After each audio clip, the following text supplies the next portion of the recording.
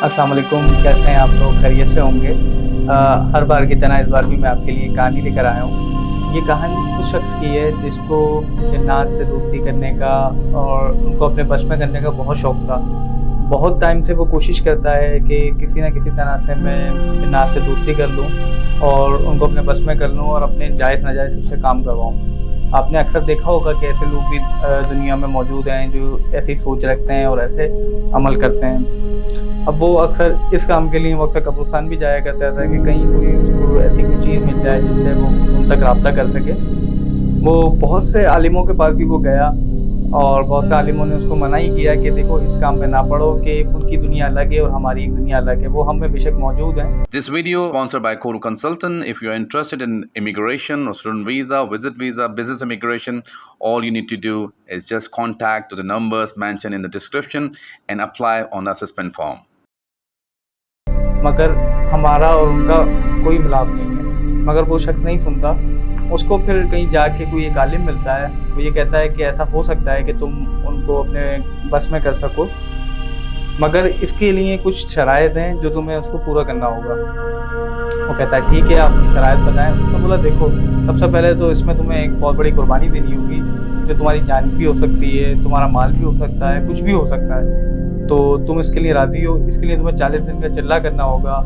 उसकी भी बहुत सारी शराइतें हैं, तो तुम उसको पूरा कर सकते हो। तो वो शख्स उस टाइम पे तो सोच में पड़ जाता है और वो कहता है कि मैं आपको बताता हूँ। वो फिर अपने घर चला जाता मायूस हो के। फिर वो सोचता है कि यार बचपन से तो मैं इसी चीज़ की ख्वाहिश थी कि मुझे यही काम करना था। अब जब मैं इसके बहुत करीब आने वाला हूँ तो अब क्यों मैं पीछे हट रहा हूँ? तो वही उसका दिमाग जो है उसी चीज़ पे रहता है। जब आपको पता है शैतान इंसान के ऊपर हावी होता है तो वो इसी तरह से फिर वो उसको हर बुराई के लिए आगे बढ़ाता है।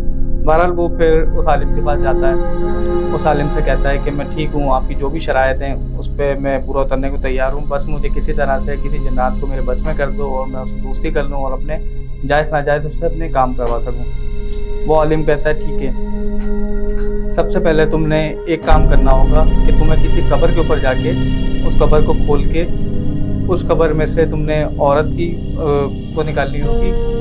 गर्दन काट के तुम्हें मेरे पास ला के देनी होगी। अब वो शख्स थोड़ा सा परेशान होता है कि यार ये मैं कैसा कर सकता हूँ? वो कहता है मगर करना तुम्हें ये अकेले ही पड़ेगा और रात में 12 के बाद तुम्हें ये जाके काम करना पड़ेगा। वो कहता है ठीक है, जब अब मैंने सोच ही लिया है कि मुझे करना है और किसी भी हद से गुजर के मुझे ये काम करना है तो मैं अब करूँगा।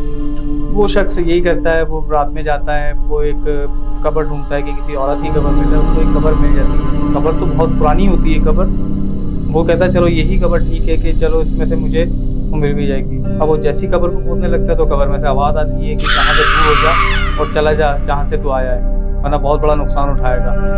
मगर वो नहीं सुनता। वो उस कब्र को खोदने में लगा रहता है और जैसे ही वो कब्र खोलता है, पहला स्लिप हटाता है, दूसरा स्लिप हटाता है, तीसरा स्लिप की तरफ वो आता है। वो क्या देखता है अंदर कि वो औरत की जो कह लें लाश होती है वो बिल्कुल सही सलामत होती है। वो जैसे ही वो उसका कफन हटाता है तो उसकी एकदम आंखें खुल जाती है औरत की। वो औरत एकदम खड़ी हो जाती है। खड़ी होकर वो कब्र से बाहर आती है। काला सा उसका चेहरा, बड़े बड़े उसके हाथ, बड़े बड़े उसके नाखून। वो औरत उसका गला पकड़ लेती है और गला पकड़ के कहती है कि तूने बहुत बड़ी गलती करी है ये काम करके, अब तू देख इसमें तू पछताएगा। अब वो गला पकड़ती है। वो इतने में वो बंदा किसी तरह छुड़वा के वहाँ से भाग जाता है। अब भागने के बाद होता क्या है कि वो शख्स कहीं पे भी जाता है तो वो औरत का साया उसके साथ ही चलता है। अगर वो सीढ़ियाँ उतर रहा है तो उसको ऐसा लगता है कि मैं सीढ़ियों के पीछे मेरे साथ कोई है। अगर वो वॉशरूम जाता है तो उसको उसका परछाई सी नज़र आती है। अब वो कहता है कि शायद मेरा वहम है।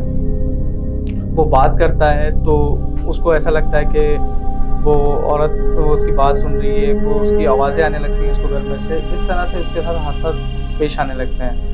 एक दिन होता है कि वो अपने मामूल के हिसाब से वो सो रहा होता है तो ख्वाब में उसके आता है कि मुझे जाना चाहिए वहाँ पे और दोबारा एक बार कोशिश करनी चाहिए।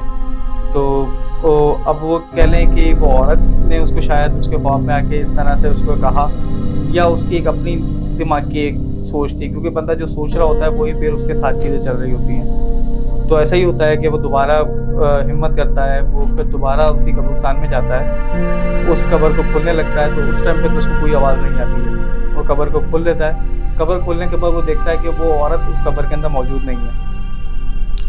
अब वो परेशान होता है कि ये कैसे हो सकता है, उस टाइम पे तो थी। अब ये औरत कहाँ चली गई है।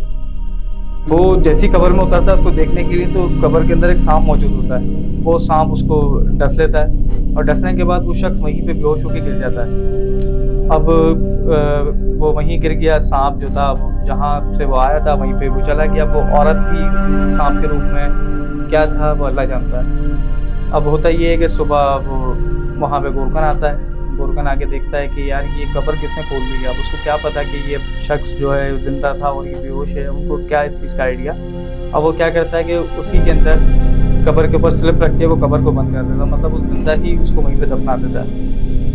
ये कहानी बताने का आपको सिर्फ मकसद ये है कि देखें, गलत काम करेंगे तो गलत ही इसका अंजाम होगा। उस शख्स को बहुत से अच्छे आलिमों ने रोका कि देखो तुम इस चीज़ में ना जाओ, उनकी हमारी दुनिया एक अलग है, मगर वो शख्स अपनी जिद के ऊपर बर्जन था और उसके बाद उसने नुकसान उठाया। इंशाल्लाह अब मिलेंगे आपको अगली वीडियो के साथ। अगर वीडियो पसंद आई है तो लाइक लाजमी करिएगा और शेयर लाजमी करिएगा। अल्लाह हाफ़िज़।